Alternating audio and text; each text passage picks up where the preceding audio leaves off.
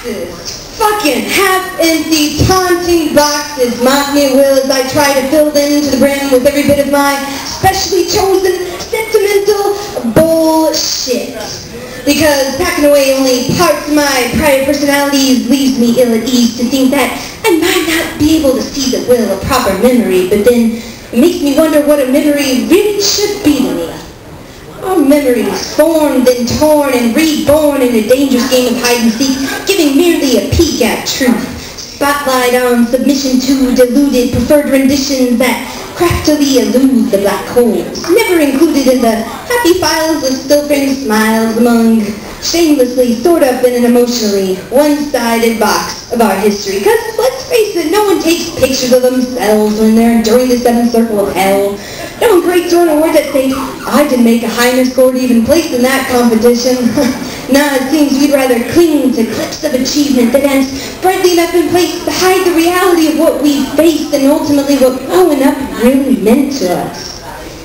Nah, that's a pretty cynical take on the truth, and while we're all living proof, truth is, I think the secret lies in the way our minds were first designed. The thinking machine, whose goal is not to think, but rather gather and create pieces of instinct. Our brains keep us from thinking as much. But in these situations we've already touched, and the way we first felt about things in memory doesn't amount to much. So maybe you'd agree that we're set to continue to paint over and possibly altogether forget the tons of true first memories. Once fresh fingerprints, now smudged and colored by the tons of times these events and emotions have touched us and taught us. Well, plus, because of this, our perspective and place in our lives have almost total control over the way we revive any memories we might have missed anyway, like our award ribbons and old toys, love letters and Polaroids will soar from highest pedestals to early grades as the people we become shift and change. I guess my problem is I simply don't know how I'm going to grow and what I want to remember and know about the kid I used to be.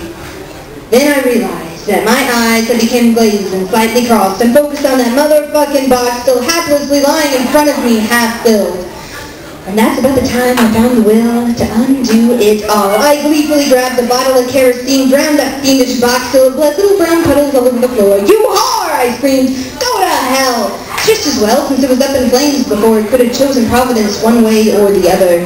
No more hoarding memories. It's the biggest waste of time and the worst way to define ourselves from the day-to-day. So I say, let go of those ties to the crap that only serves to drag you back into the past. We are better and more than that. Besides, the smell of bullshit burning to ashes sure smells sweet.